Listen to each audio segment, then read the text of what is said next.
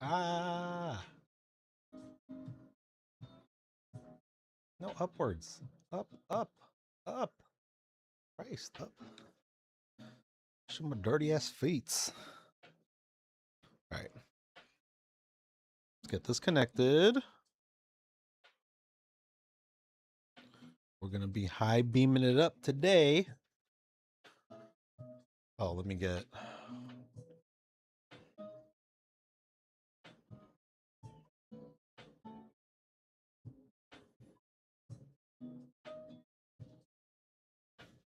Check if my printer's working.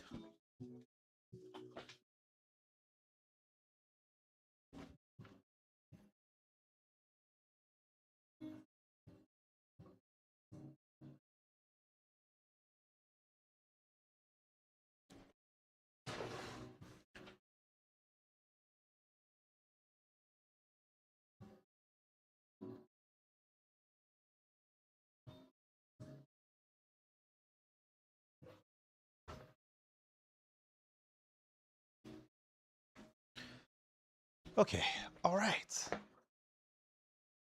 Oh, hope you didn't see my dirty ass garage. Okay. It was a work in progress.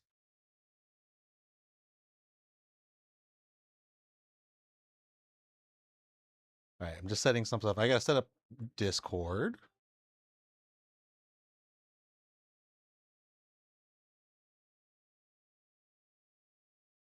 So today we'll be doing Cubean and M1 Lite on high beam.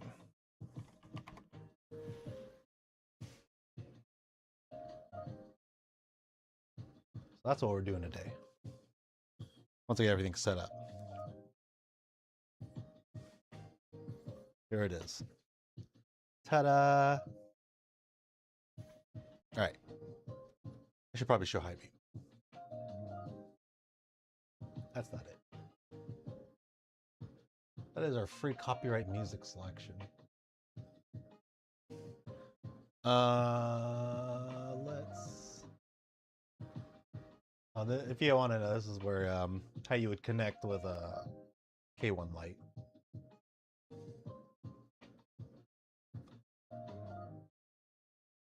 I just gotta pull high beam quick.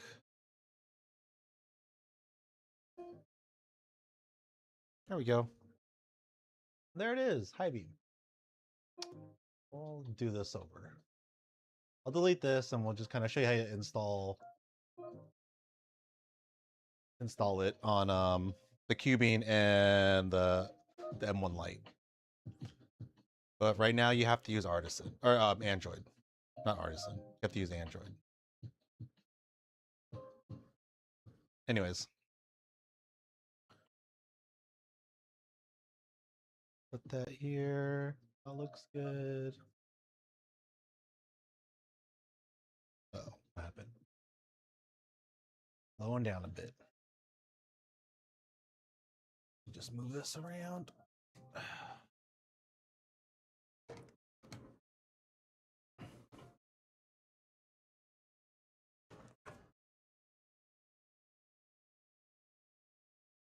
Okay.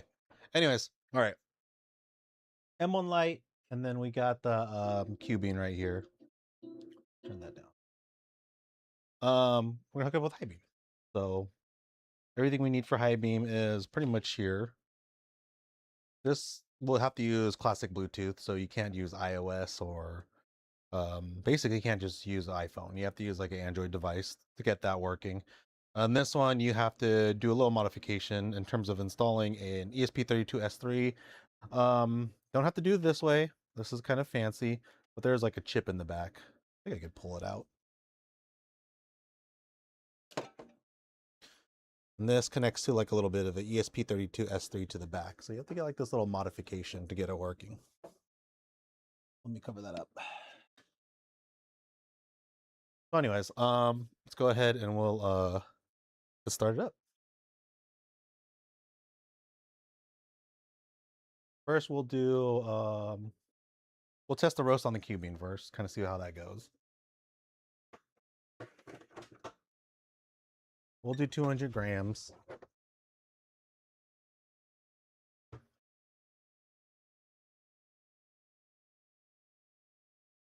We'll do 200 grams, and then we'll set this little this little, this is a little ESP32 M5 dial made by uh, our precious bear. He's very good to us. He's done a lot. But this is like a little M5 dial that you can buy for like $40, or you could buy an ESP32 S3, which are one of these for a whole lot cheaper. Probably like, I don't know, maybe $8.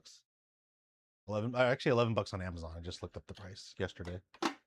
Anyways, let's go ahead and we're gonna start this up. Put that on the Cubean, and then we'll just find it on here.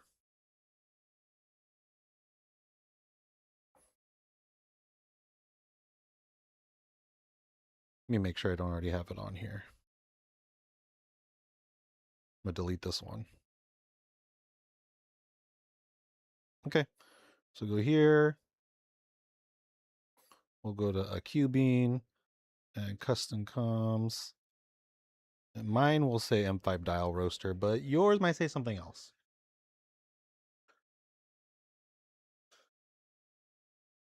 We connect. Oh man, that's slow. Let's see what's going on with this app.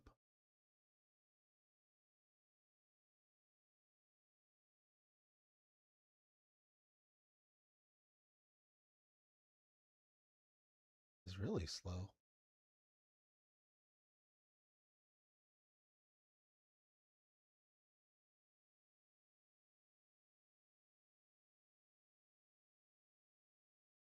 Oh, let me change my camera up a little bit.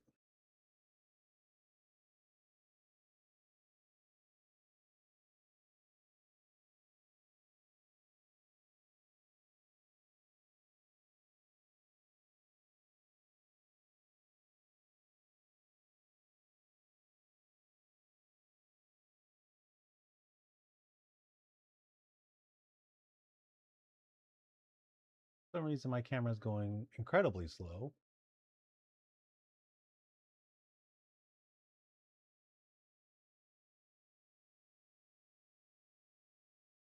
I'm gonna switch it to another one.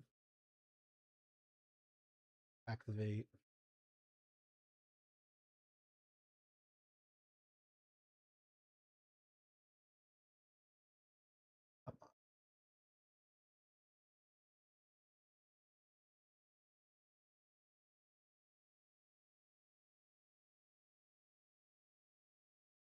Trying to get my camera working again.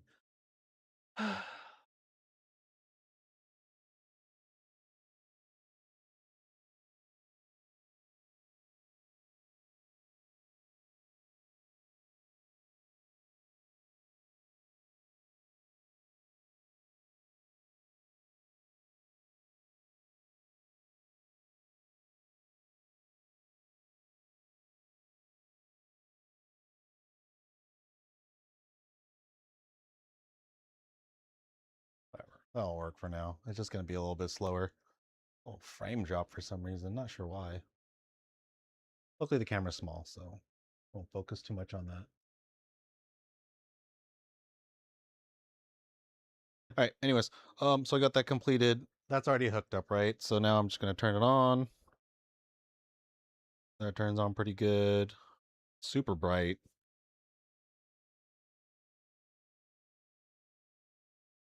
Just making sure everything works. Good. All right. Let's go to device and we'll just do a manual roast. I'm gonna switch this profile to something. I'll do default.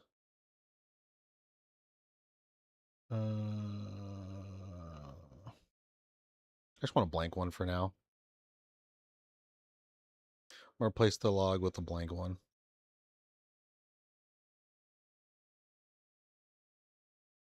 Or not. I'll just keep it back there. We'll just do it this way. Oh, we're gonna warm this up. We'll let this auto heat for a bit. Start preheat.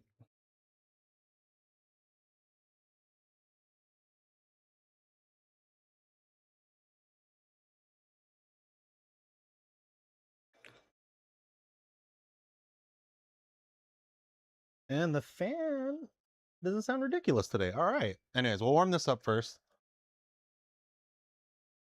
YouTube is not. Oh man.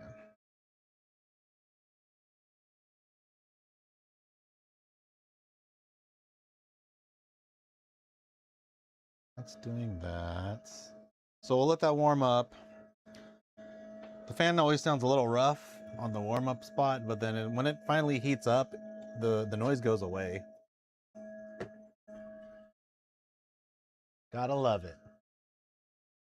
So we'll let that keep going. I'm gonna work on this.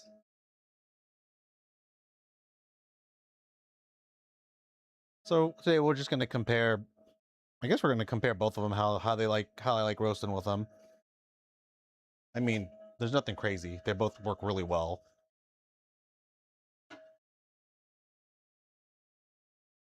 And they both run high beam, so it's kind of nice. So we have a lot of options now. So let's see.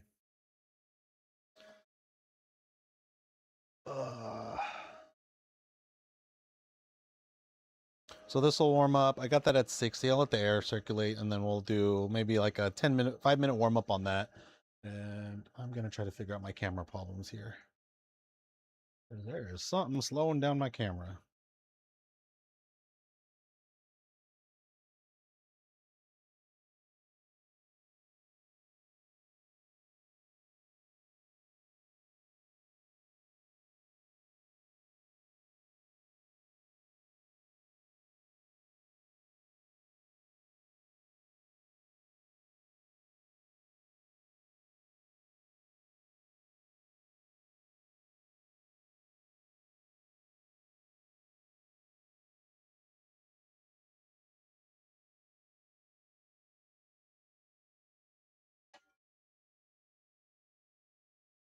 All right, that's warming up.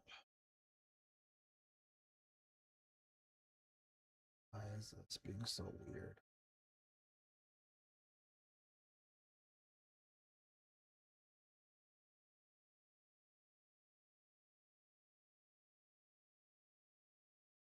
All right, testing this camera.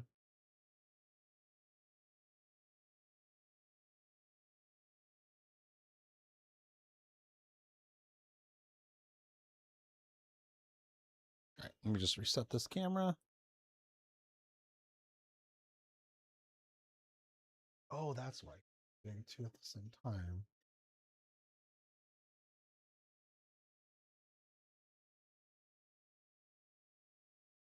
There we go. Oh, all right, that works better. All right. Guess all that filtering and AI crap was giving it a hard time. So let me get this zoomed in a bit. Enhance.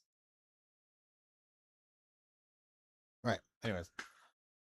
So we're letting this warm up for about 5 minutes each, and then we'll go ahead and we'll do roast on them, compare them, and see how they taste. I'll probably do a little taste afterwards, but I'm going to do 200 grams for each and then kind of see how that goes. But if you're on the fence, it really comes down to price. Like if you wanted to pick between these two. So we'll let that warm up. So like if you got the money, I feel like the M1 Lite is probably a good buy regardless. But it is $700. Where I think the high beam sells for about like 400. Let me double check.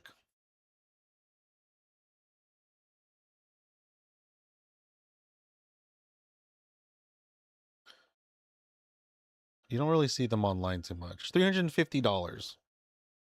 So $350 for a Cubean. With another about $20 of mods, you can get this running Artisan or High Beam as well, and it runs it just as well as any other the Skywalkers. Oh, that's going up to 160. They set up the target temperature. I'm going to move the target temperature. I'm going to move this target temperature up. We'll do 200. We'll do a 200 degree warm up. But yeah, like I said, $700 for the M1 Lite. surprisingly that they made the panels thinner, and they're just about like the same thickness as these panels here. And the front, um, they definitely just made it a little bit cheaper to. They did a lot of cost cutting with the M1 Lite, which is not a problem at all.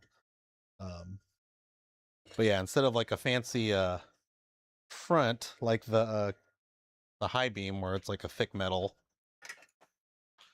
like here's the, don't mind the hole, but here's the if you're comparing the metals and for the front panel, this one's, I don't know, just more metal. This one they put less metal, but it still looks good. It's real simple to take it on and off. This one's pretty simple too to take on and off. So, I honestly I like them without it because I work on them all the time. So I'm not a huge fan of the front panels. I like to see what's going on in the front, and of course ways of modifying it. Right.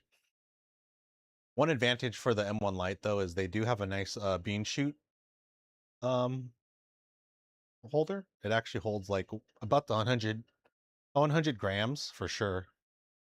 This one's the M1 Lite, and then this one's the Cubean. But I'm just saying I like I do like the chute for the M1 Lite a lot better than this one. This one doesn't hold as much, nearly as much. Maybe like 50 grams. And then I don't know you'll need a funnel. But yeah, I also like the wood. The wood accents here are a little bit nicer. I mean, you got like a lighter wood accent here and a little bit more of a darker wood accent. This one does come with the trier. That's really nice if you're into roasting like and you're really into the sensory part. There are a lot of people who roast like base a lot on sensory where they're smelling, hearing, seeing. They can pull out the beans, see it, smelling it, and then even at the end tasting it. So I do appreciate that about the M1 Lite that it does have a trier. Um, I put this back to the stock configuration, but I did add a trier to this. Not too hard. You just drill a hole and then that's it. And you have to buy a trier from either Kaleido or make one pretty much on your own. But we're still working on getting a vendor to respond about making our triers. But right now I fitted it to fit the 16 millimeter the 16 millimeter of 16 millimeter trier for the M2. The hole initially was here. Now we're moving the trier hole to here and upwards a little bit. So it doesn't get in the way of the lamp. It doesn't cause any weird burning issues of the beans. And also it's just a better location. You got to roast a little bit more. That's good. Anything good? Any beans you recommend?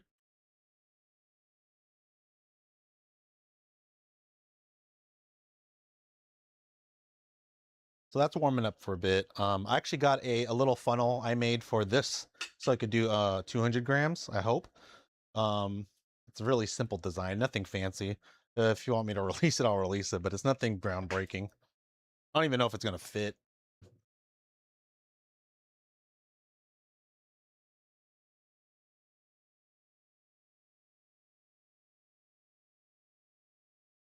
Got 9 more minutes on it. So that's warming up. We'll do a roast with it. We'll see how it goes. So 200 grams is the name of the game. We're going to try our best. Kind of roasted similarly, but we'll see. We'll see. And for today's bean,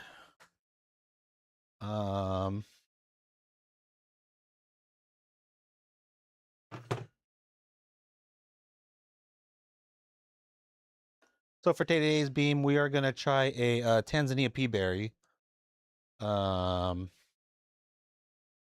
See how that goes. I got this from Coastal Peaks Coffee.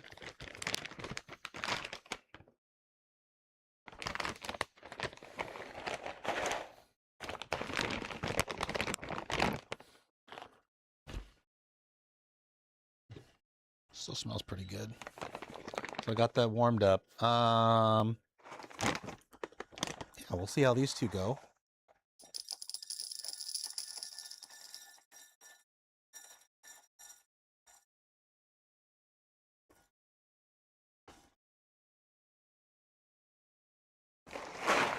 200 grams. I should have another 200 grams.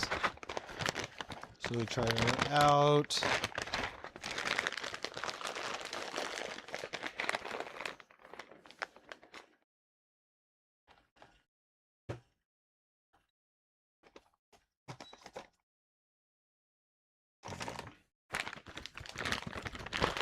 Actually, I don't know if I have 400 grams of this. Let me go ahead and I'm gonna find another bean because I'll kind of suck to run out mid roast. That's not 400 grams. What do I have 400 grams of? Let's see. Got a geisha. I don't want to do geishas right now.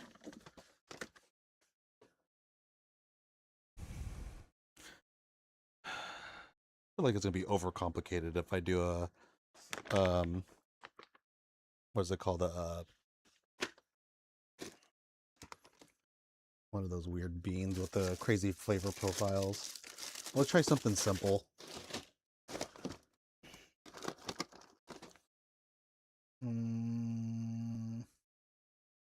Clean bitterness. I don't like that. Running out of beans. This is exciting.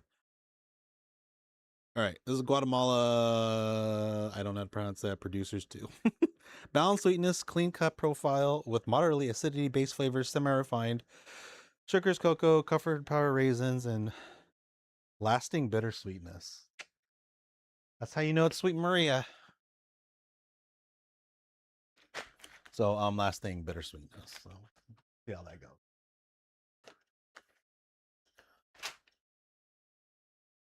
So that's warmed up. We'll try a roast with this, and then we'll move on to the M1 Lite.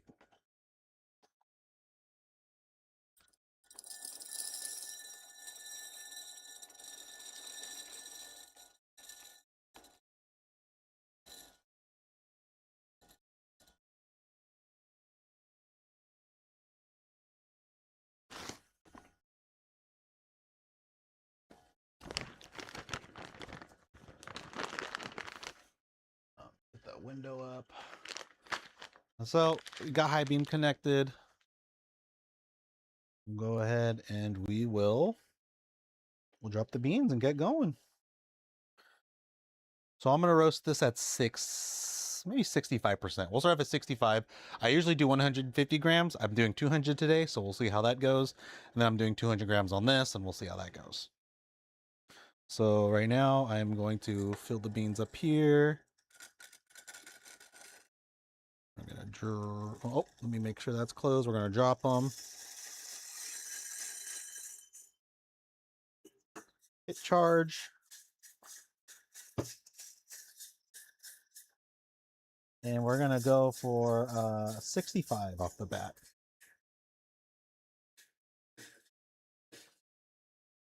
And make sure the heater's on.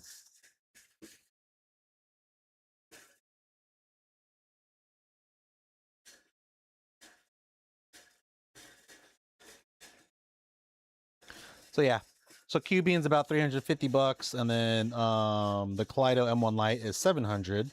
But you need about $20 of modifications to. You need like about 20 bucks of modifications to get Artisan and High Beam to run on it. Or you could buy the module for 50 bucks to get just High Beam running on it. Well, this one comes with everything on it. So you got Bluetooth and Artisan ready. It's just classic Bluetooth, so you have to stick with Android stuff if you want to use High Beam. And I think there's issues with Macs and Artisan in general when it comes to connecting it to the Artisan. I don't know what's something with the Mac silicons I have issues with. And Linux too. There's some issues with Linux as well, I think, because it reads the device as a Braille reader or something. So at least that's what somebody was telling me. All right, so we got this going. We'll see how fast it gets to here. About 105 degrees.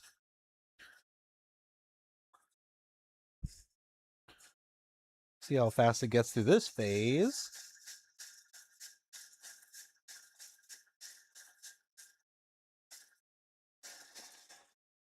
Super high IRR, but that's all right.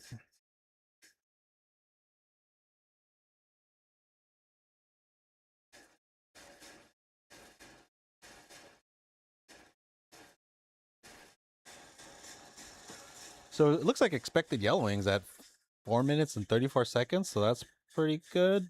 Those are all estimates.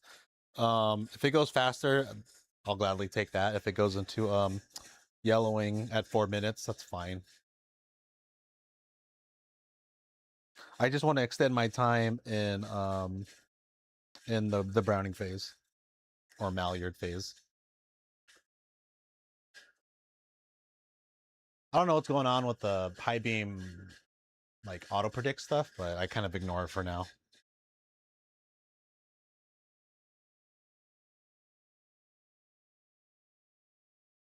I'm still expecting a 4 minutes 24. If I see that like time like diminish really quick, then I'll probably start lowering the heat. But for now, it's keeping it steady at 423, so it might be at that temperature.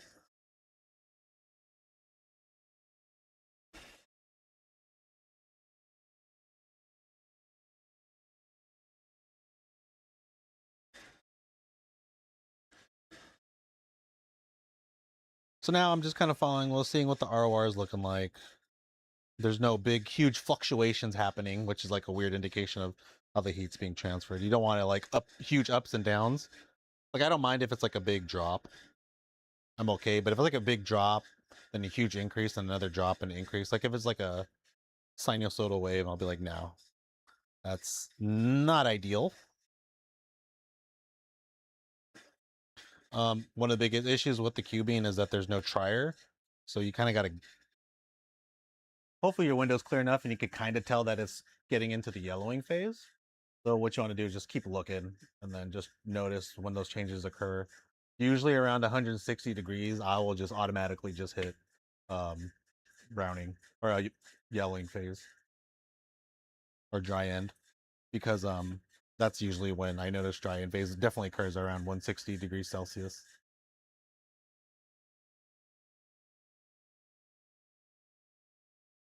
Oh, we gotta add this thing on before I get smoked out.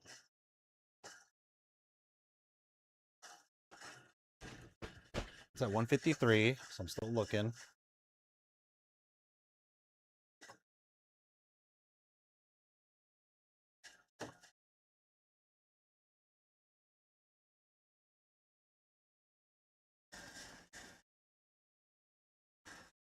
Beans still look a little bit green from the window. It's kind of hard though because they have a light. They have what's it called, the ruby red tint on it. So kind of hard to see when it turns yellow. Yeah, that looks good. So we're at what, 161? Okay, so it'll probably off a little bit. Yeah, it definitely looks like it's turned from green to yellow. So we'll just keep going. Right now, I'm gonna start just dropping this down.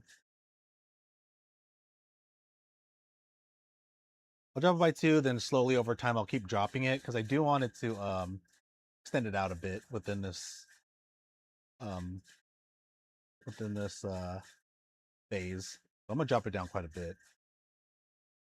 I really want to try extending it out.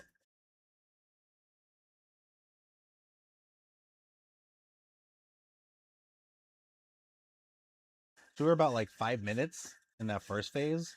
I kind of want to stay within like 4 minutes in this phase. So I might even drop it again a little bit more.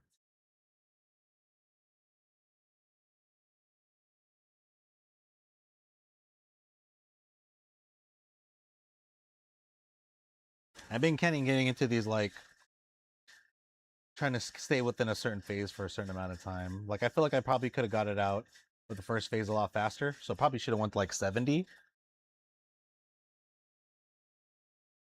Yeah, we're just breezing through this. So increase the air a little bit. That's another way to kind of cool off the beans a little bit.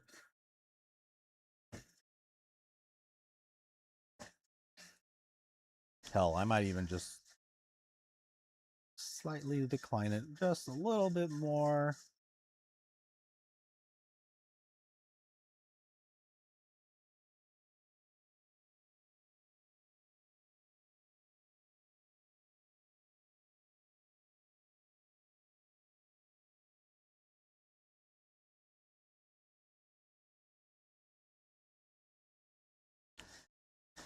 I know first crack usually happens at around the 186 range.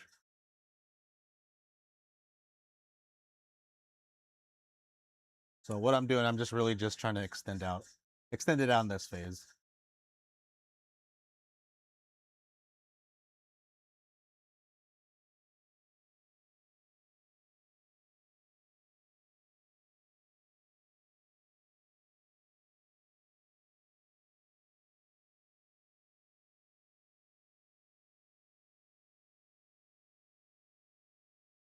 I'm hoping I can go a little bit past 3 minutes, or even like 3 minutes 30 seconds would be fine.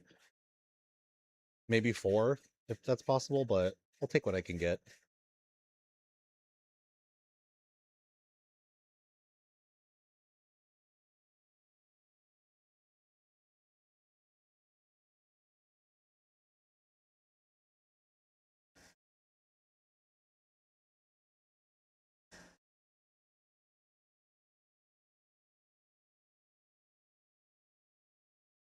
This is 184. I'm gonna start listening for first crack.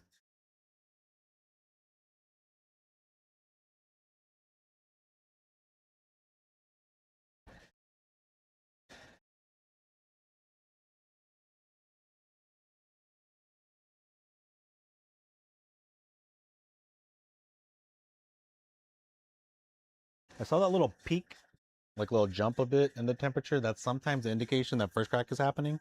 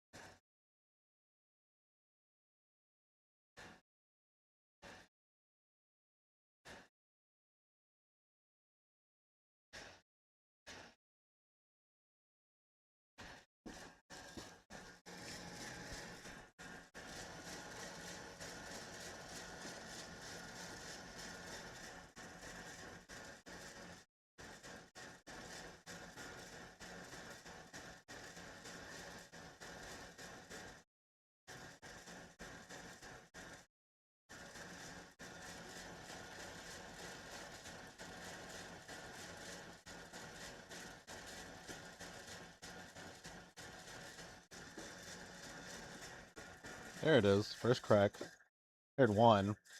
I wait for 3.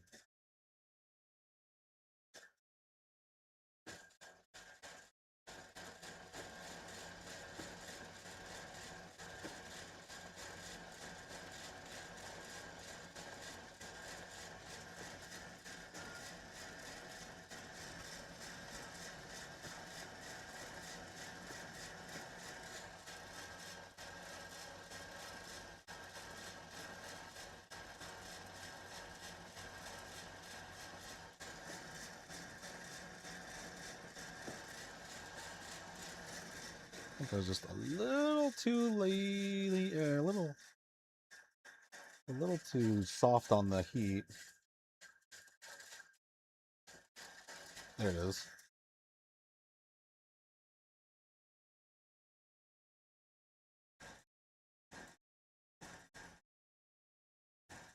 Oh, I went really far out in that phase. Well, we'll see how this tastes.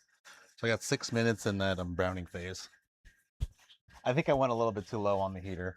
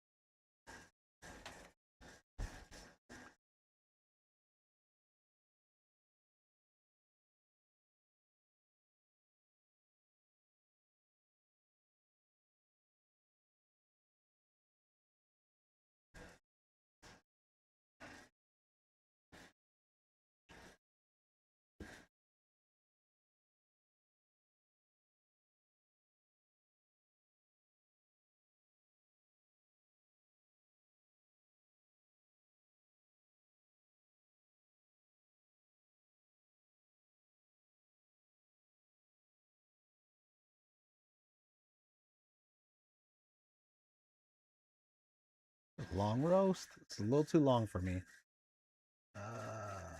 We'll get it at a minute 45. Actually, let me get it up to 200 and then I'll drop it.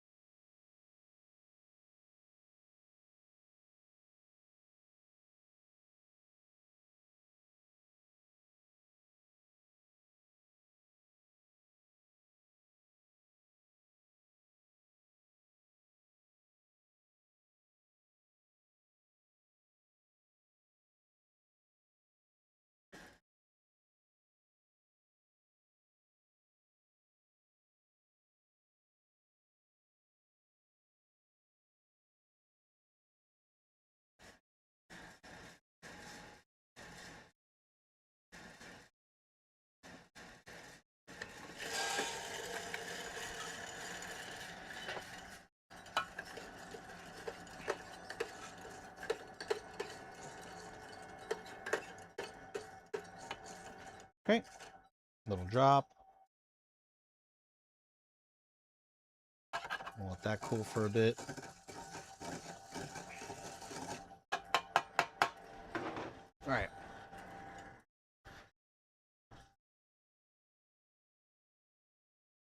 Still pretty hot.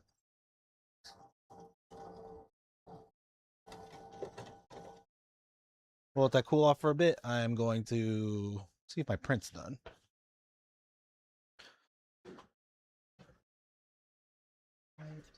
Ah, I knew that was gonna mess up.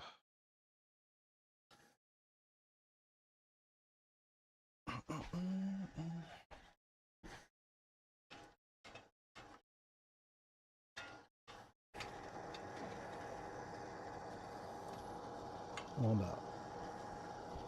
A little bit off.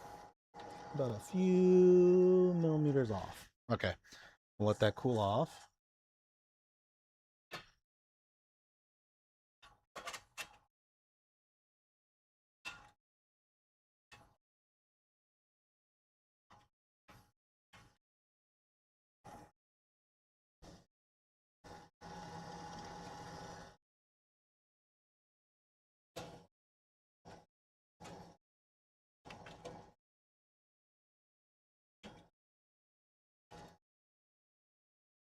Oh, the screws are in the way.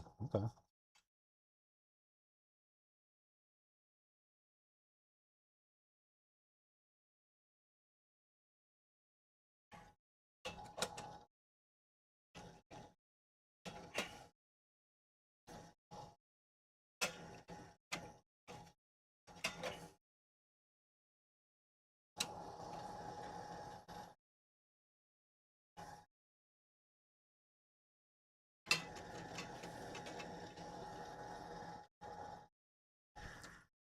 That'll do.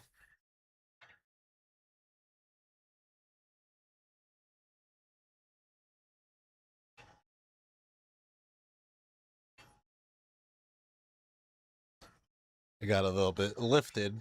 I printed out in ABS. Wonder if I could print this in ASA. Should be fine.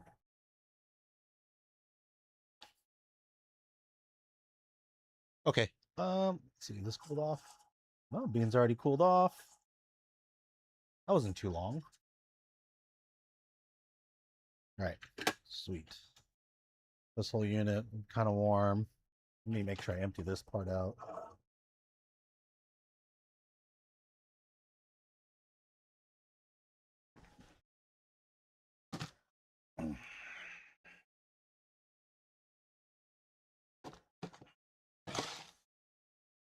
Cool. All right. So let's go ahead. That's cooling down. We'll go move on to the Kaleido M1 Lite. We'll save this for later.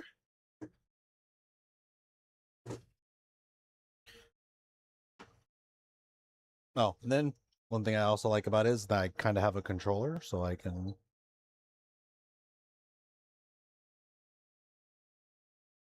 Oh, sorry. That turns the jump on or off, but yeah, don't worry about it. All right. That's all done. Let's go move on to here.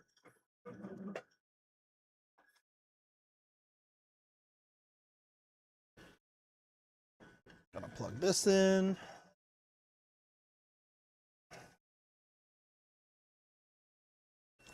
I think I can turn the drum off from here.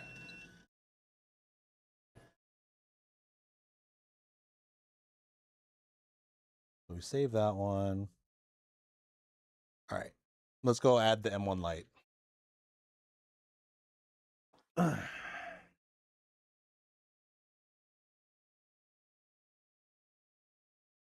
So I don't have it in here. I don't think so. Good. I'm gonna look it up in here. I'll go look for M1 Lite.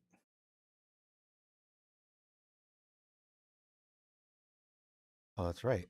Why am I doing Skywalker? M1 Lite's up there. Good. For some reason, my tablet, I have to do like 2 tries to find the signal, so I have to give it a minute. Oh, there it goes. All right. For some reason, they named it Roaster SRS V6. Not sure why, but yeah.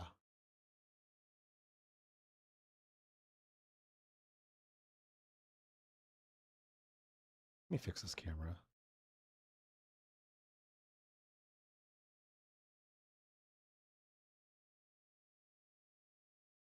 OBS. Okay.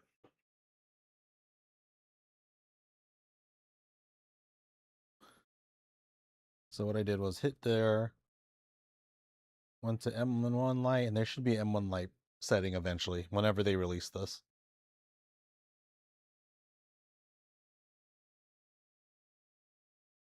This will usually pop up, but I already connected to it, but this one is called Roaster SRS V6, and you can change the name too. So I'm going to change the name.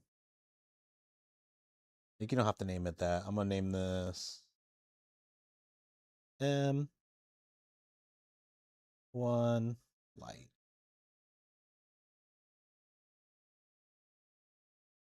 See, M1 Lite. Okay, we're going to go to device. We're going to start roasting on this. So you got the BT, you got ET showing up. So looking good, right? So you'll probably, what you'll first will try to do is probably you're going to start it, right? Got the drum going.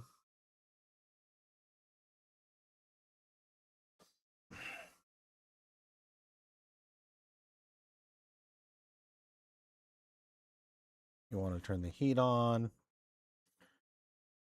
We'll set it to 100. You'll kind of notice that, oh, it's not turning the fan on or anything. What you do is try starting preheat. See how your target temp is 0?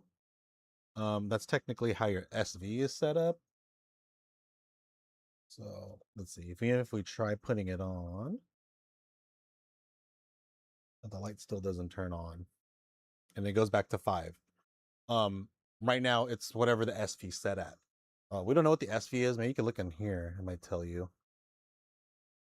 That's common. Don't worry about those device reads.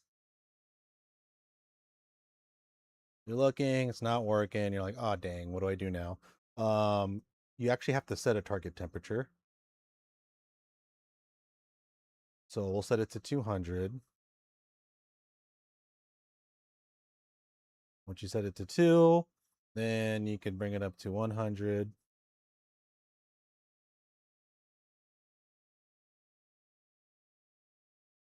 Oh, I think you have to turn the auto heating on.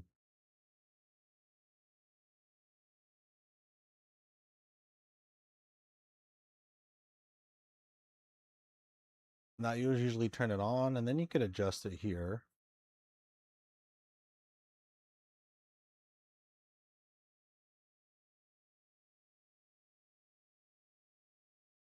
There you go. And once you start adjusting it, then you can manually adjust it. So it goes away from the auto mode to manual mode. The first thing, so we'll do it again. When you first start off, you want to set it on your target temperature, 200, and you'll put on to auto heating. That should activate auto mode. And then as soon as you touch this and you bring it to like 95, or lower, that's when it goes back into manual mode.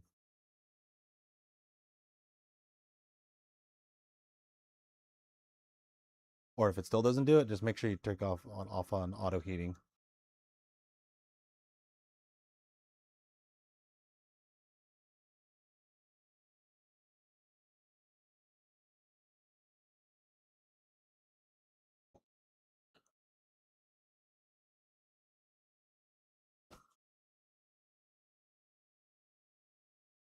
Let me see if I'll jump around the temperatures again. Let me make sure I have this set to.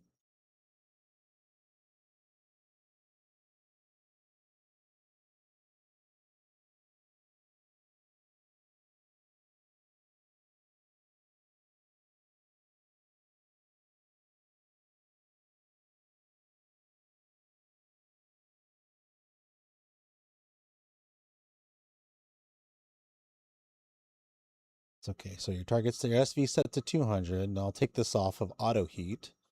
And if you do that, that should start that command.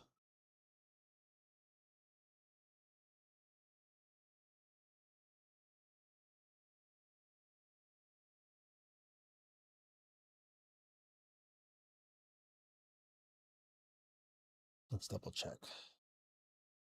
Yep. If I put it to 0, it turns off. I put it to 5.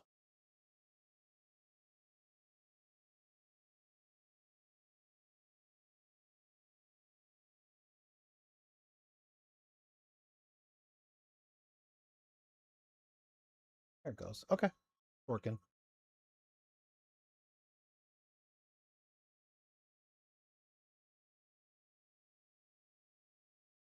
All right. I'm going to keep it to 200. I will set the preheat to 200.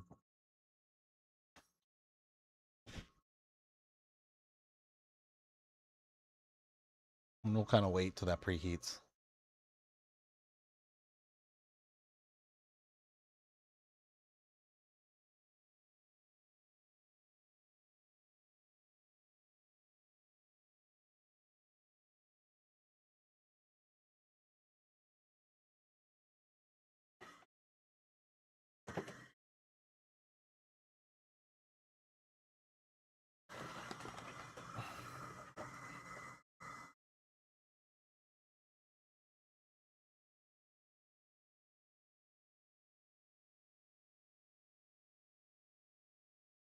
Let that warm up. We'll do a roast on this, and that'll be good.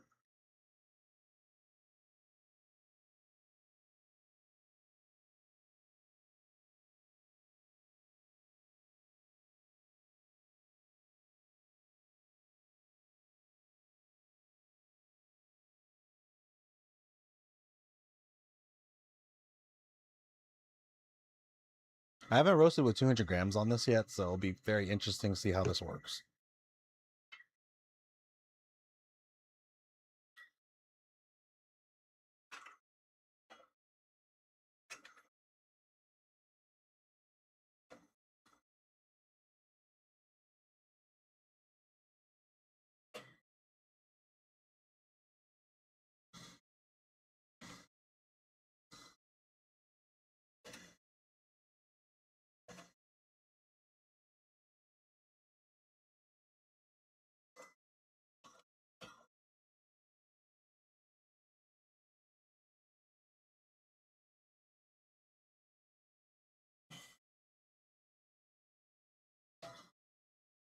Okay. And make adjustments to it so that I can fit those M3 holes, or I could just take those out and put flatheads on there. We'll see. Let me measure out 200 grams.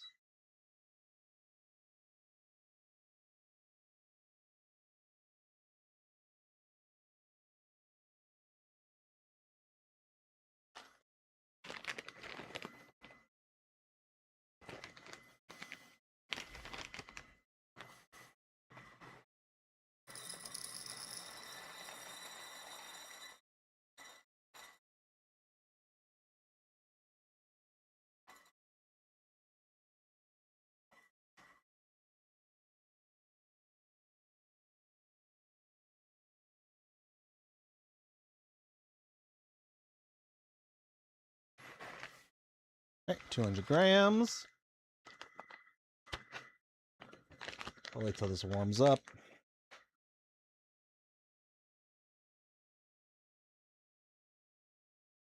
This might take a little bit longer because this is a convection heat roaster. I'll probably put the fan down too, so I'm not just drawing out all the hot air.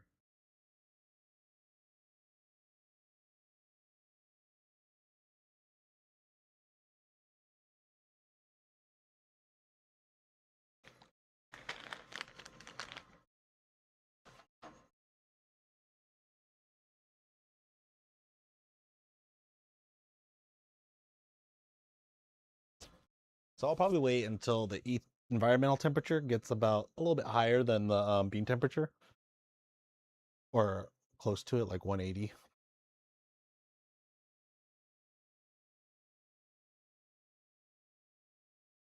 But then we'll probably want it to warm up at the bean temperature level for 200 degrees for about 5 minutes or so. I don't think you have to warm it up too long.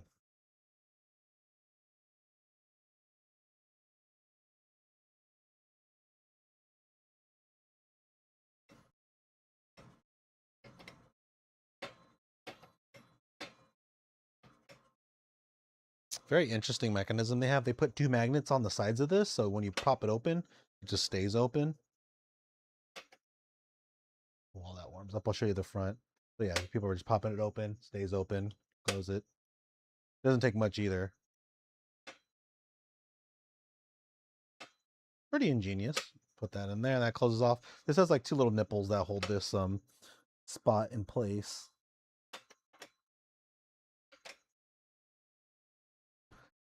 The Cubean is just a simple, you lift it, there's a little clip that keeps it stuck. And then if you want to put it down, press it down and then turn, push, and turn. This will make an excellent use case if you wanted to add like a linear actuator to open this and close it. So you could have auto drop. Even just like a servo right here with a little thing. You could just push, arm to push it up and arm to push it down.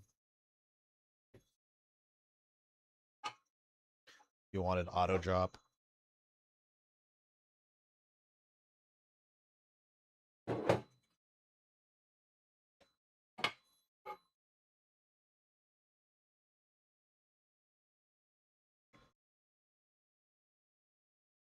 And I think they use a thermocouple right here.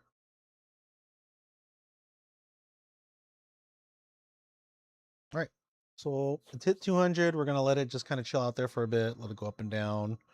Maybe when it reaches 180 C for ET, then I'll probably start roasting. Let's just check it out.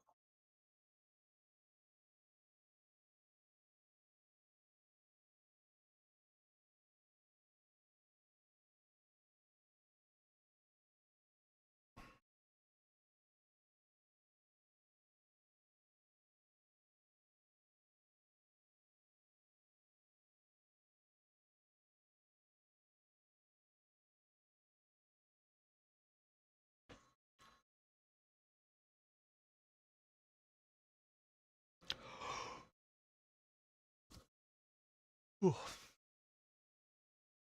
Time is it? 305, perfect. I guess we're not going to reach 180.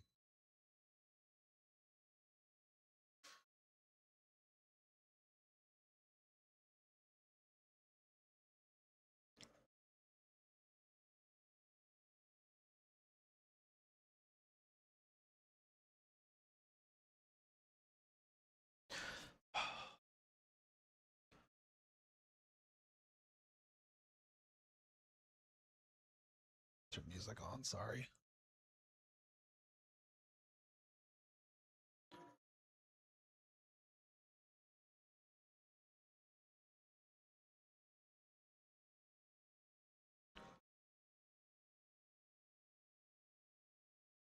Ooh.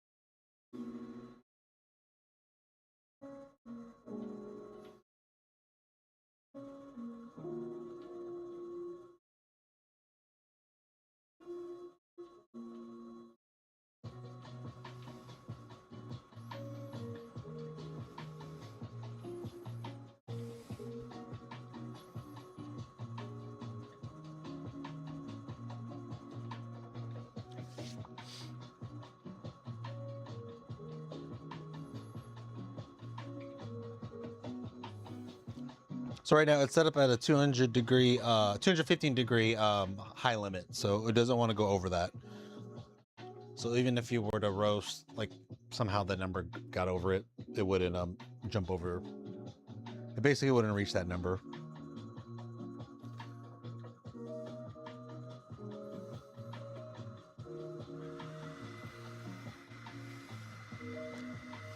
All right. So we got that 180.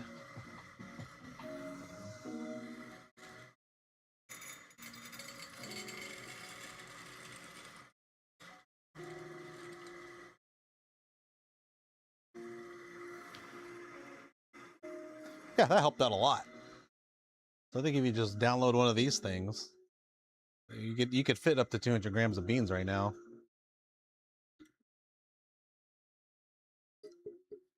Don't have maybe bend some metal. You could. There's somebody I think on the Facebook group that decided to bend some metal and do this. Oh, that's perfect. Oh, I should turn that on. Turn this back on. I'm gonna get this up to. I'm gonna do 50. We'll heat that back up to 200, and then I'm gonna drop it down to. I'm gonna charge it.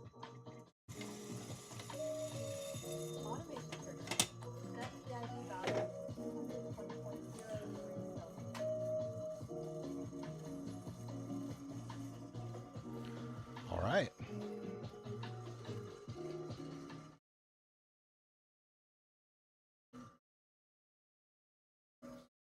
I'm gonna drop this heat a little bit lower. Actually, it's 200, so I'll do 60. Sorry, keep jumping around.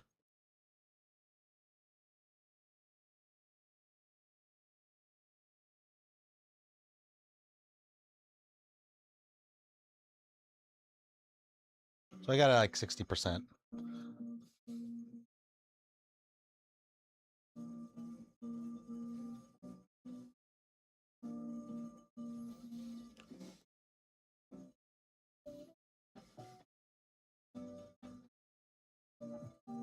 Turning point hit.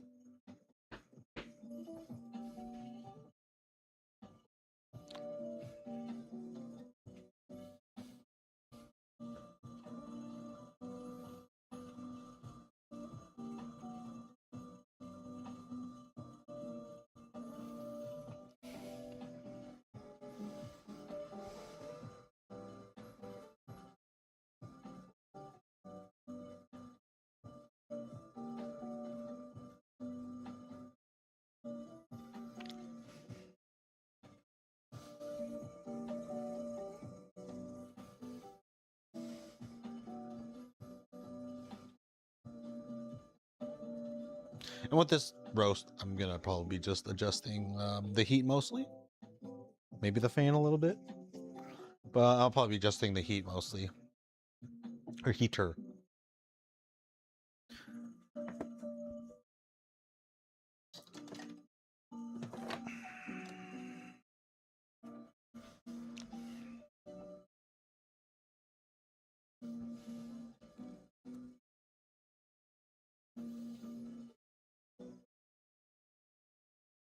It's moving along pretty well. RWAR is looking good.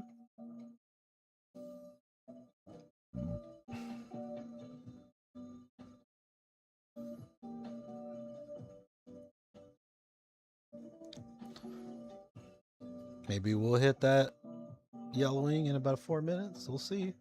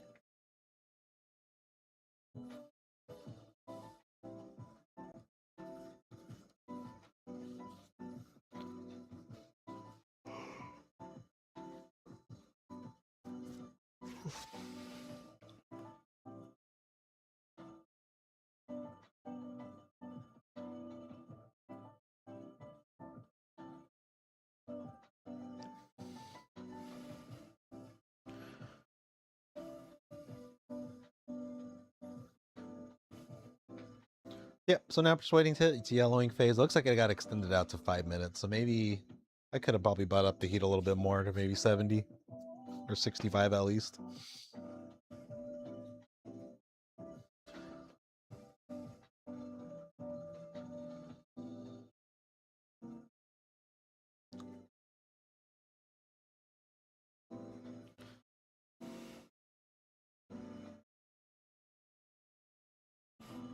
Cool thing is I can go here, check the beans. Ow, actually looks like it's out of the yellowing phase. A little bit longer. I saw a little bit of green on that bean. That looks good. One more shot. Yep, there it is. Okay. So what I did there was I was checking if it went to yellow. So it did go to yellow. So we're about 5 minutes in. 5 minutes, 4 seconds. It's fine.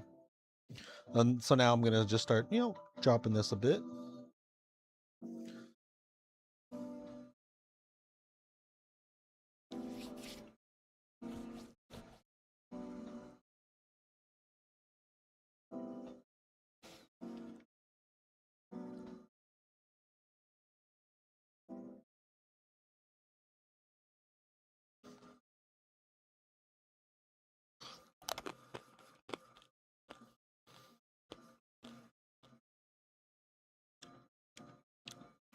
Oh, it's floury.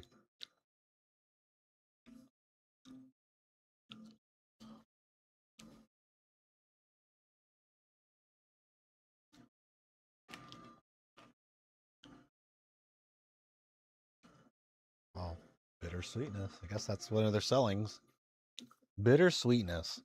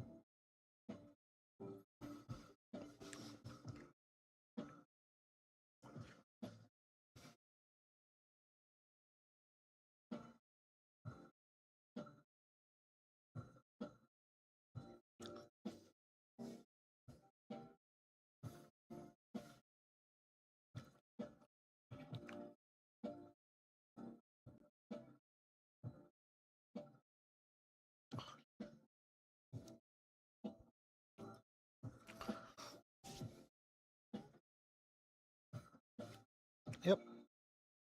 174 degrees, 184. It's getting up there.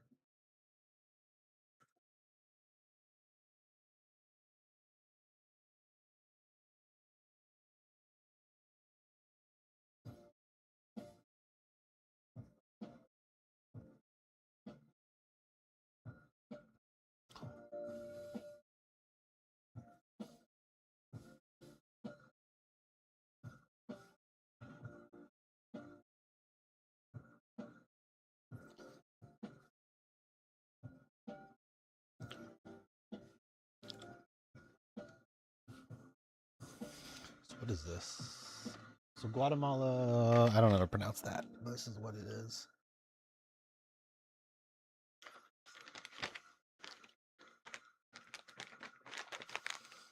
Roasting along with high bean. It's a lot different roasting on 200 grams. It's very slower. It's very slower. It's very slow, which is nice.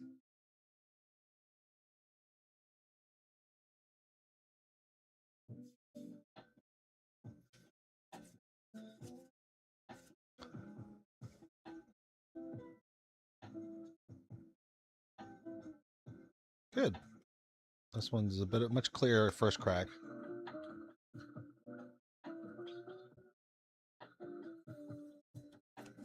All right, there's first crack going off. So I'm gonna drop it again.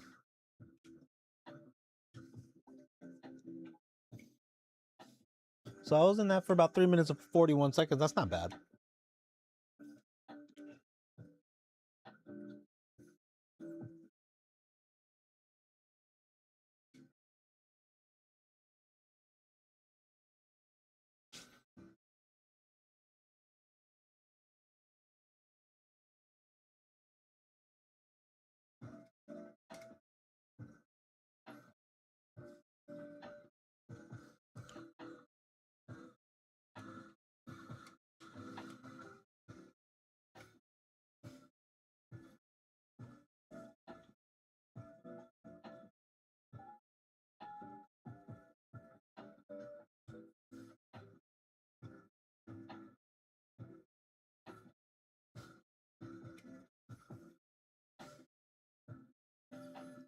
So I'm aiming for like a minute 45.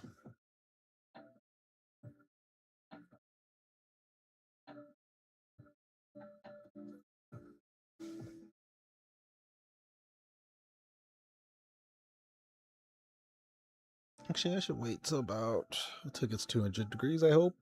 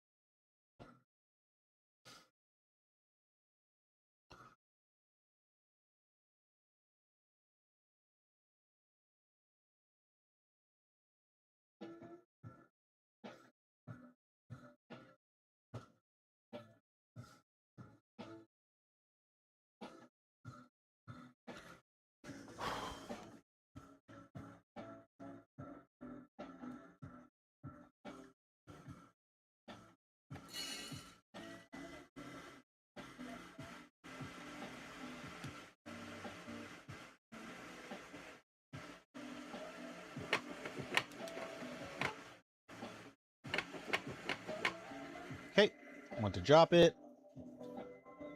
Roast looks okay.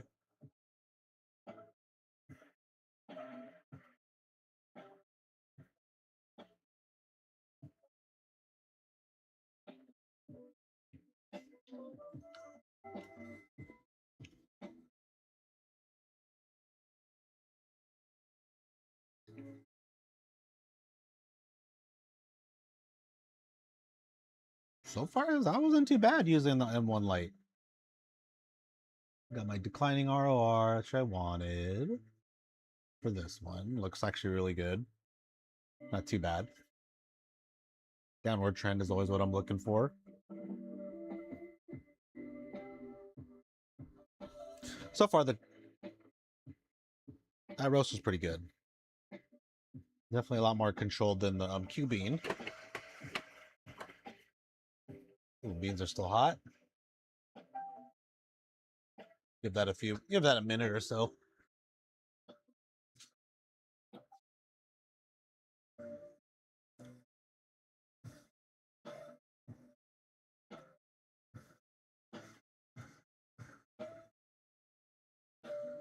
Now that's going on. That looks good.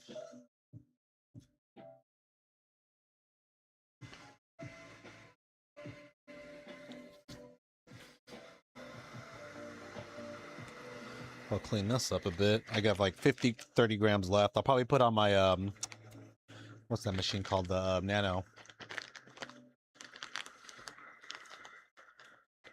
Actually, how much do I have left here? Let's just do the Nano.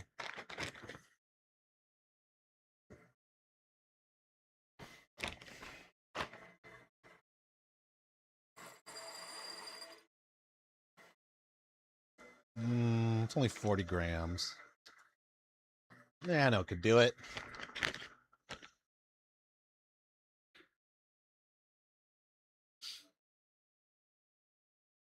All right, beans are cooled. Ooh, that pinch there.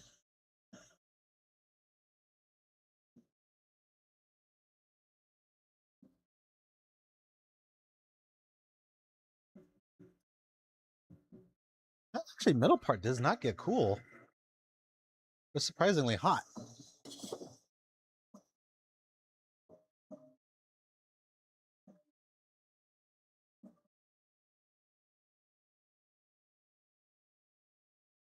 Mm. Yeah, that was a little hot.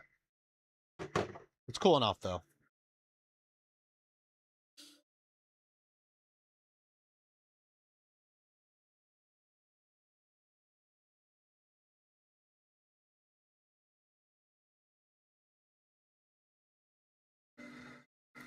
So yeah, off the bat, this is a pretty good roaster for 700 bucks. I'm pretty sure people will be happy with it.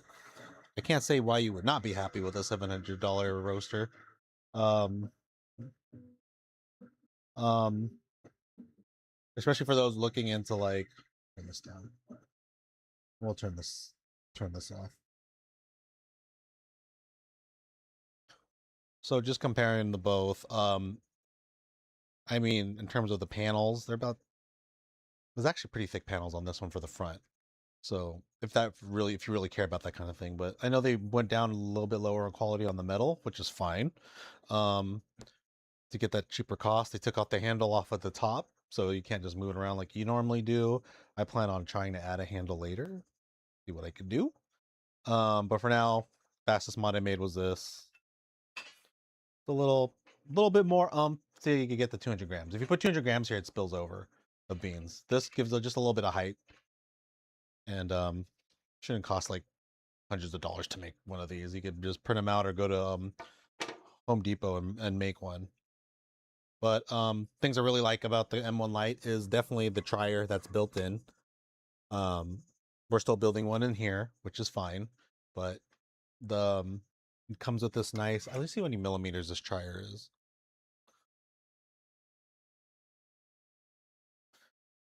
The diameter of this trier, I think it's 14.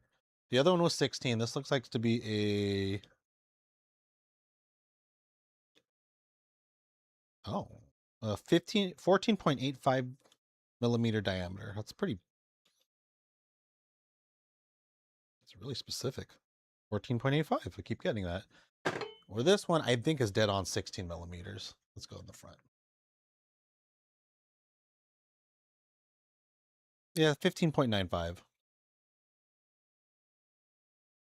which has been perfect for the 16 millimeter thing that we're using to guide it.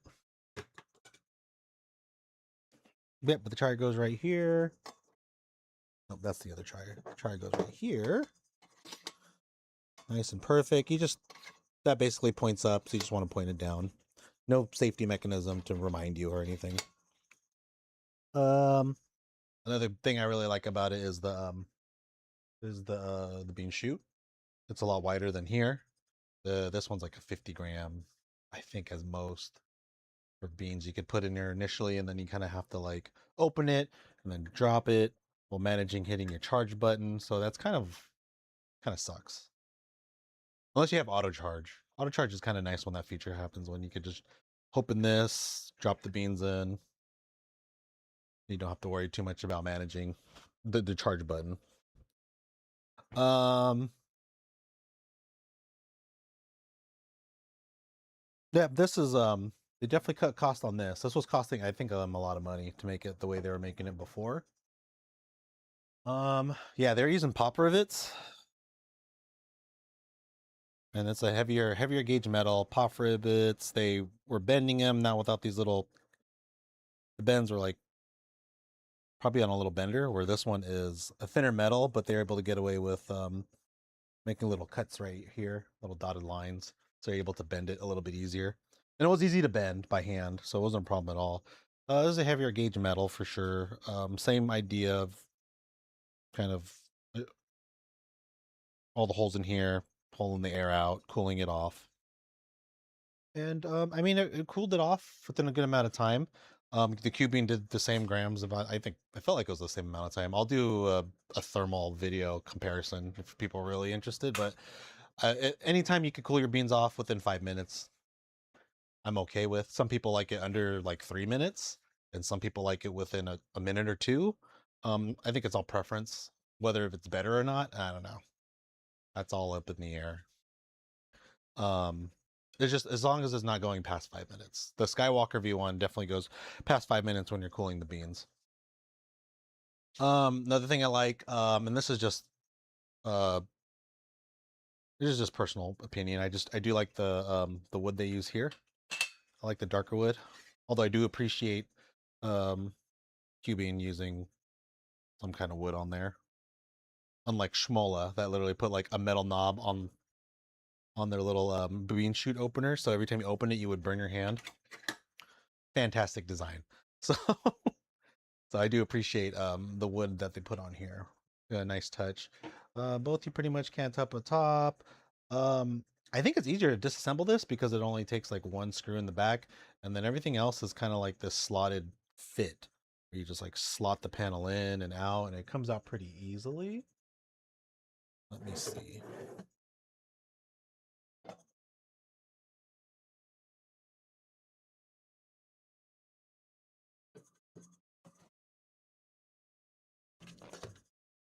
I know it's hotter than all hell. I think I could pop this off. I don't know, I should tempt fate and try to pop it off. I'll be good. I'm gonna open, but I'm oh no, yeah, okay, I see what they did. They got these little plastic things to hold it in place. So you just gotta pull these out, and then you could probably remove the panel pretty easily. That's kind of cute. These are gonna break eventually. If you have to do maintenance and you want to clean the side of the drum. Yeah. They got these little plastic silicone pieces that you can pull that are kind of holding the panels sandwiched together. There's two panels here. Um, there it is. It's already cut. That's kind of lame. Hey, maybe I don't like that. Already on this one, the rubber thing already is kind of got cut in by the metal, so that kind of sucks. Um, that is kind of lame. I don't like that choice. That's a bad choice. But I will open this up later. Um, that was another cutting measure, which is fine. I get why you do that, but that's kind of janky now. I'm probably gonna replace those with regular black screws, like M4s. I mean, it's not a big deal. You can just buy like a bunch of M4s on Amazon and then swap them out for that. Yeah. The metal cut the rubber part at the side on here. So this is like, if I pull this out, it's going to rip. And I'm not too, if I pull this out, that's going to rip. So, you know, they definitely did some cost cutting saving measures here and there, which is fine, but they probably should have just stuck with metal screws here. I don't know why they did that. Um,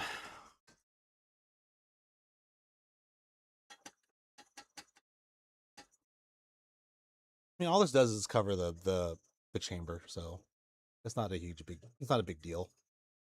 And here's the back. Really simple, more slots to put the panel in. We got this screw. Let's take it out. I think it's cooled off enough. Let's go disassemble this bad boy.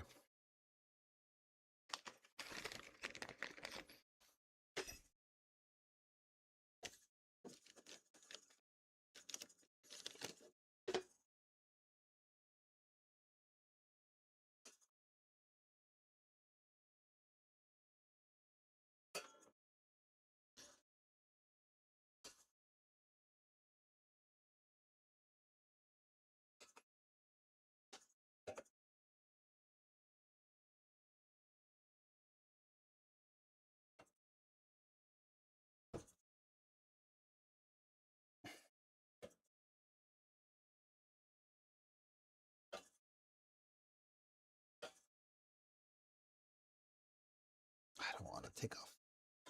Like, I know what I have to do to take it off. I just don't want to do it. It's so close that this thing is in the way. I guess I could bend it. That's not a good idea.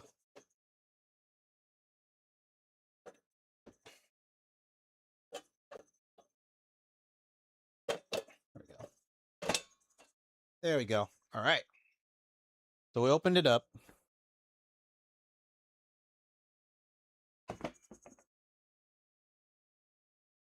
That's an adorable motor. Oh, interesting. So they're using a brush motor here. So they're just and it's not hot at all. That's pretty hot. Hold on. Hold up. Hold up. I thought they were using another motor.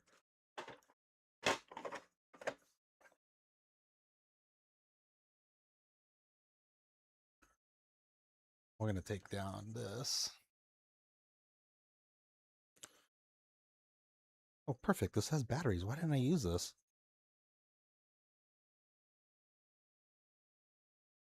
I don't think this can live stream though.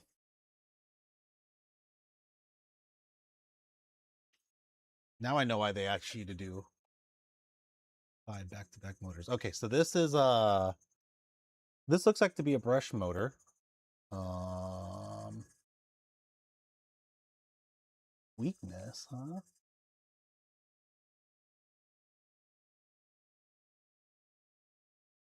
They covered up the chip.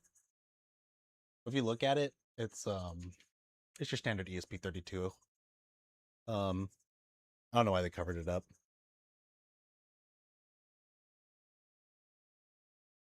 Yeah, has all the looks of it.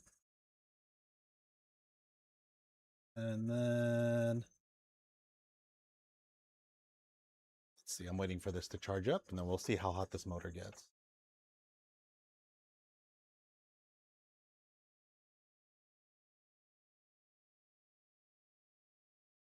That's not too bad. It's like 115 degrees Fahrenheit.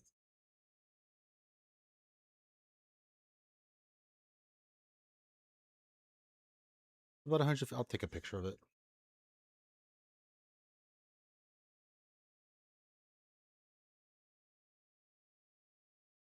Good. Yeah, not too hot. Um, but that's probably why they gave you a limit on it. Um, I can see why Smola adapted a lot of their coupling mechanism onto it.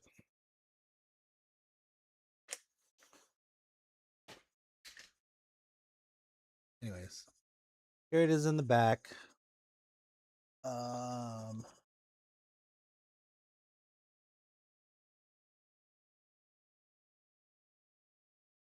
Pretty cool to touch. Nice little wires. They got double the lamps. They got that whole I forgot what kind of setup that fan is. Can't think of the name. Is it Venturi? There's a name for that kind of fan setup. Here's the top part of it.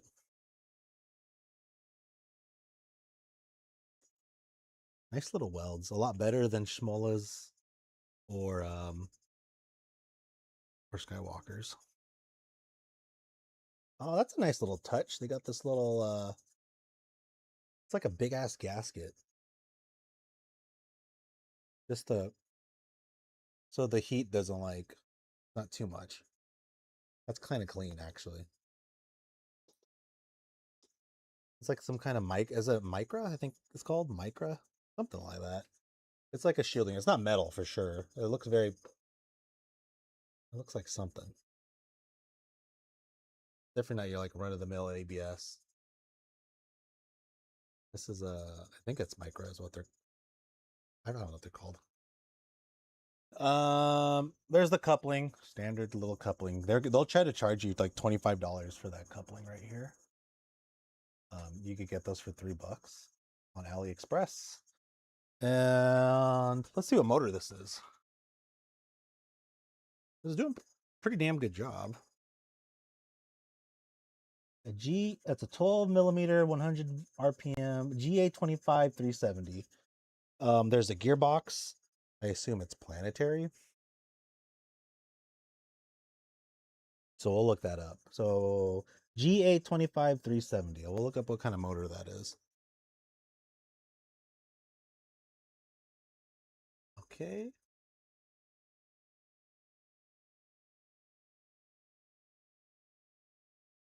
And then they have a little breakout board here.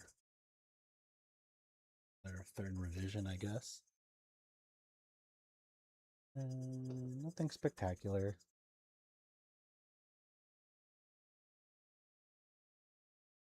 A fan? That might be a fan for something. Fan system. I wonder if they were thinking about putting a fan on the heatsink. I mean, they probably don't have any issues with it.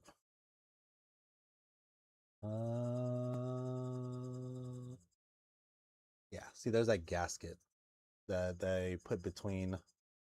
I think that's micro. I can't remember what kind of gasket that is, but then that's just so it doesn't melt the fan. It's kind of cool because I think the fan blows the air in and it kind of cools it off without melting it. So kind of cool design.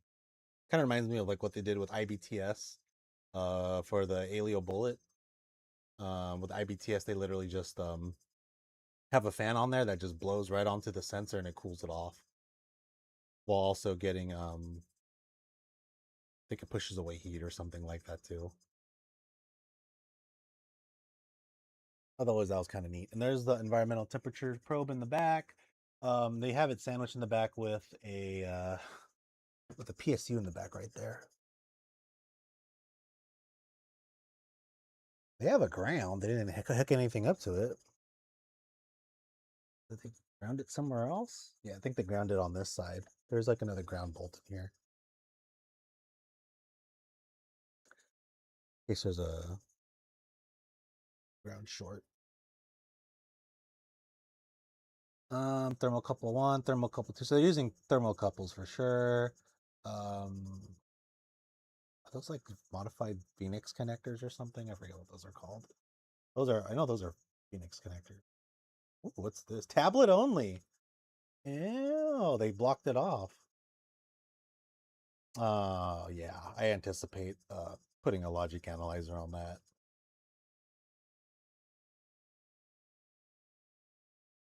But honestly, you could use this, and you could probably use set up some kind of controller board for it. So the port, it literally just it's a serial connection CP210X. It connects to the computer. It's a little bit more expensive than a CH340. I think the parts are a little bit better. I think it's like comparing a CH340 is like cents, and then the CP210X is like dollars to get those chips or whatever installed. But that's just a serial USB connector kind of thing that hooks up, and they send data back and forth. Um, you have to connect to it, and it has like some kind of abstraction layer, like I forgot. You have to do something like OTG, like on the go, to connect to it and then send data back and forth to it. Um, and all it does, it sends and it's not anything heavily encoded. It's just an ASCII. So yeah, first thing you have to do is initialize it. So I think that's ARS or something like that to start it, and then I think ARO is to end it. There's a whole. I'll be uploading the PDF of all the commands that you can use. But yeah, it's pretty simple. It's just sends ASCII back and forth, and then um what we'll do next is we're gonna put a ESP32S3 on this, and then we're just gonna bridge it like we do with the V2. Um, is Al still here? Oh, Al. So you'll probably laugh, but um the temperature adjustment on this is so much easier than the Cubean because they don't do that kind of bullshit two temperature calculation for like the lower end of 80 degrees Celsius and below, and then 80 and above. It's just a nice little measurement. They just spit it out in something almost similar to TC4. So it's not as complex. They don't sound like that long, complex numbers and everything you have to decode. It's really it's just, yeah. They artisan, yeah. It's not that hard to decode. I was really surprised when I plugged it in, and I was like, oh, that's it. So yeah, and that's pretty much the whole system. Looks like they wanted to add a fan somewhere else, so there's an option to add a fan. Um, so I'll see. I think that's a 12 volts. I think the whole system uses 12 volts. But yeah, that's just the inside. Pretty simple, very clean. I like how clean it is. There's a lot of space. Um, yeah,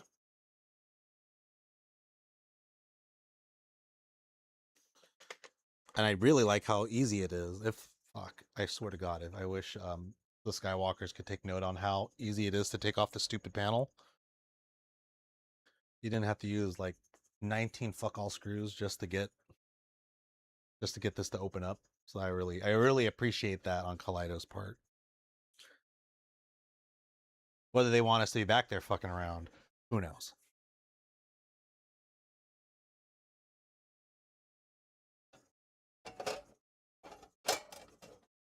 My guess is don't. I probably should unplug it. I'm just gonna unplug it so I don't like make it do a weird short or anything.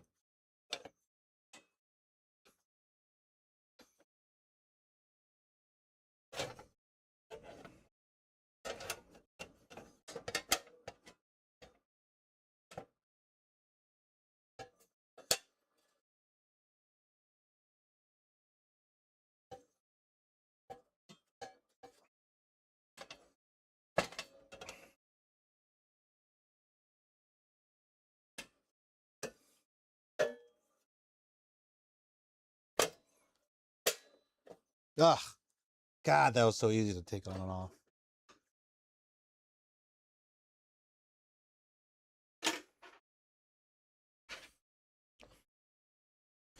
Anyways, I opened that part up. Go.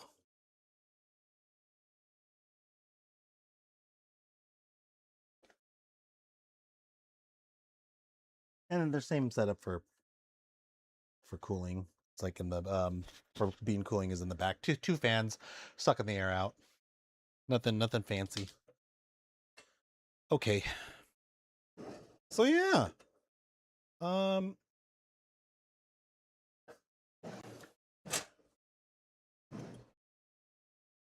so honestly, two of the biggest things that are gonna either make you buy a Cubean or a M1 Lite is price, right? So 350 versus 700. 699. I don't know if that price is gonna stick either. I think they said that's a temporary price, so it might actually go up to 899.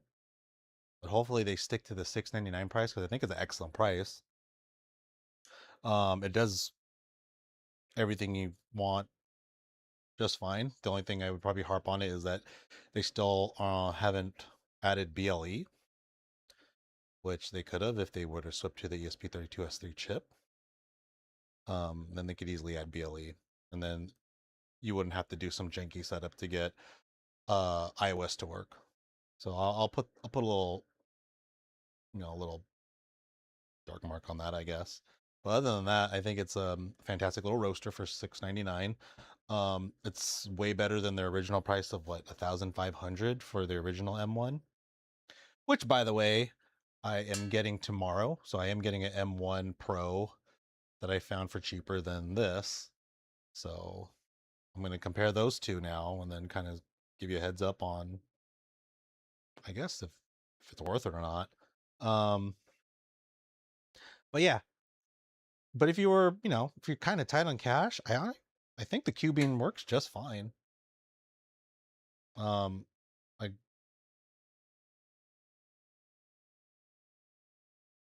I will say, yeah, I guess I'm biased because a few of us did work on the firmware to get it running on Artisan and iBeam, so I'm probably a little bit more biased in that sense. But for 350, you want to roast maybe less than 200 grams or 200 grams and less. I think it's pretty good for the price. Um, um,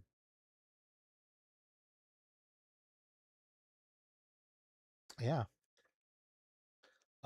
One also plus thing on Kaleidos is just the ease of replacing their lamps is so much easier. You just literally like take 2 screws off, pull out the lamps in the back, take it out from the connector, Phoenix connector, and then you put it back in, and then you just put it back in and tie it back down, or tighten it back down that way. So that's another plus on the Kaleido. This one kind of a pain in the ass to take out. Got to do a lot. Also, this is not 1,000. I think this is 1,000 watts. This is a 700-watt bulb lamp. I stopped saying bulb. 700-watt lamp, coated in ruby red. It kind of seems like it heats faster, and I think that's just because the radiant heat nature of the bulb lamp. Where this is more of a convection roaster, so it's not really relying on that infrared heat. It's relying on convection, heating up its heating up that pathway, I guess, that the air takes. So they're very much different types of roasters. But this one is sealed, so it retains heat a lot longer and a lot better compared to this roaster. But retaining heat is not the purpose of the Cubean. It's a radiant heat roaster. There's probably little openings and gaps. It's absorbing the heat, so that all kind of makes a big difference. What else? I think both are easy to change the probes. This is really easy to change the probe now. You just ask to buy a replacement, and they'll just send you one and hook it right back in. It still uses the same configuration as a Skywalker does, except it's just on the outside and easier to replace.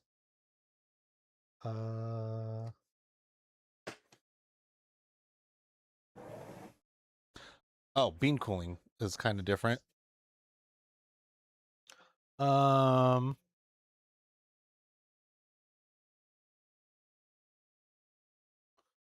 see, where did I put that tray at? Anyways, it uses this kind of like it uses a tray that you have to put in front. Kind of extends out a little bit, so you need a little bit more of a counter space.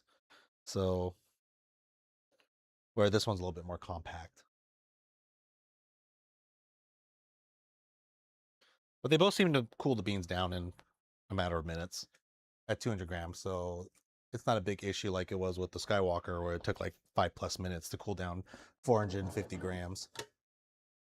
But yeah, this is kind of how it's set up for the Cubean. You literally get this huge, ginormous thing and put it in here. Where this one is just like this nice little cup, I guess. You just slap it on right there. Both cool the beans down equally well. I guess I'll do a race, I guess, with my thermal camera and see which one cools down faster. I mean, who cares? But people like that kind of stuff. What else? Chaff management on both are a little bit different. This has a nice little chaff management system where you just that fills that up. Got a little burnies in here. There's a little bit of burnt ones in there, but you're gonna get the same deal. Oh, you won't get that as much as I guess on the Cubean, because it does it differently. It instead of dropping the chaff, it blows the chaff upwards into here and it traps it. So all the chaff goes in there. I mean, if it's on fire, it's going to be stuck in here and it's going to be blowing out. So I guess you could mark that as like an advantage for Cubean. But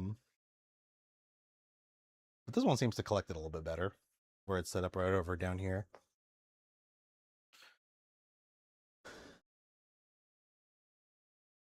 But yeah, with this one, the last 2 roasts, I did get like some burnt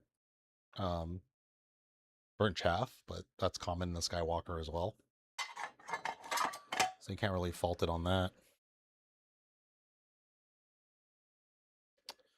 And and then with the Cubean,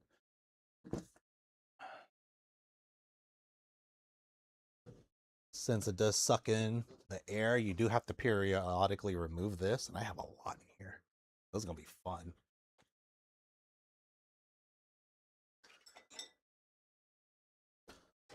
So every once in a while, you're gonna take this out, and I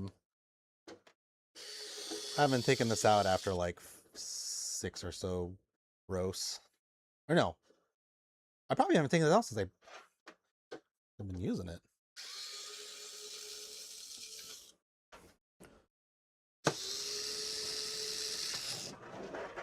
So there. And then chaff kind of gets stuck here. It acts as like a little chamber to hold it in. But it does fill up. You got to remember to empty that out as well. For this one, it doesn't have that little chamber, so you kind of just suck in all that chaff, and if it goes in there, it'll blow it out all over the house or whatever. So not a big huge issue. There's usually no chaff by the time it drops. And this is probably the accumulation of, I don't know, since I purchased this unit. I had 2 units.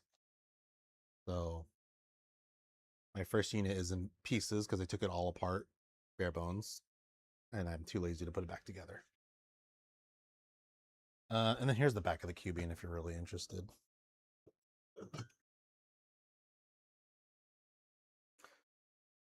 There's like all these screws.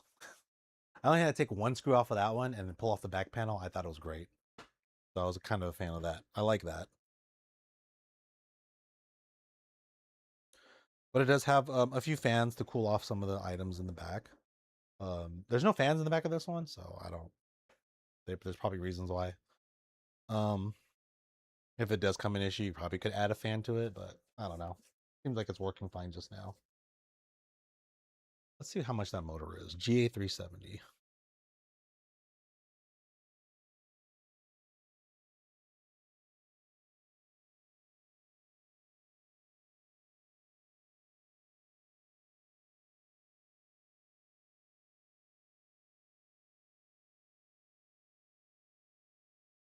There's a 24.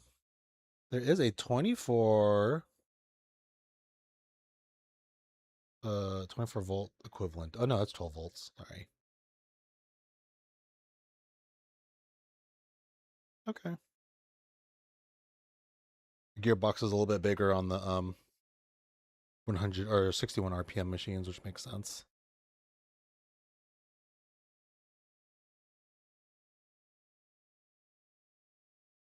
But yeah, that's it. So probably the first mod I'd recommend doing is if you could just get some metal at Harbor Freight for Home Depot. You could do that. If you have a 3D printer, you could put one of these in there, and then you could fill it up with 200 grams, and it won't overflow, and it doesn't get in the way of this. This one was ABS, and it kind of uplifted, so I got to put a better brim on it. I put Mickey Mouse here as it didn't work, so I think I gotta put a wider brim. I'll try that next time on my next go around. Yeah. I'll try to do a pros and cons list too as well. Anyways, I think that'll be it for me. I didn't want to make this a comparison video, but I guess I did. But anyways, your 2 of these roasters, they both are doing fine. I'll taste them and I'll tell you what I think. I mean, they're going to be different. It really just, it's on the roaster to kind of manage how the beans are going to taste. And you got to kind of be accustomed to a radiant heat roaster and a convection heat roaster. So I could tell you one is better than the other, but they're probably going to be better with this one because I'm used to roasting on it. For this one, I'm starting off pretty much fresh. So, but yeah, either way, you can't go wrong.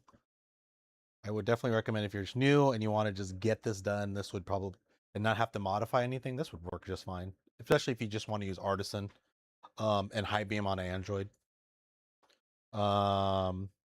This one,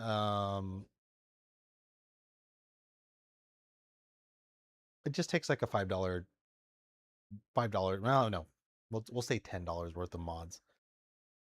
If you were able to, well, no, because ESP32s cost around $12 for one. And then you buy the little connectors, which you can make by hand, or contact me and I can send you one. They cost less than like $1 to make. But yeah, I made a bunch of these because I was waiting for people to buy these. And so if you do have one and you want one of the connectors to connect to Artisan and you don't want to make one, you can always just call me or message me, and then I can send you one for like, I don't know, $5 or something. They don't cost too much to make. Most of it's in shipping.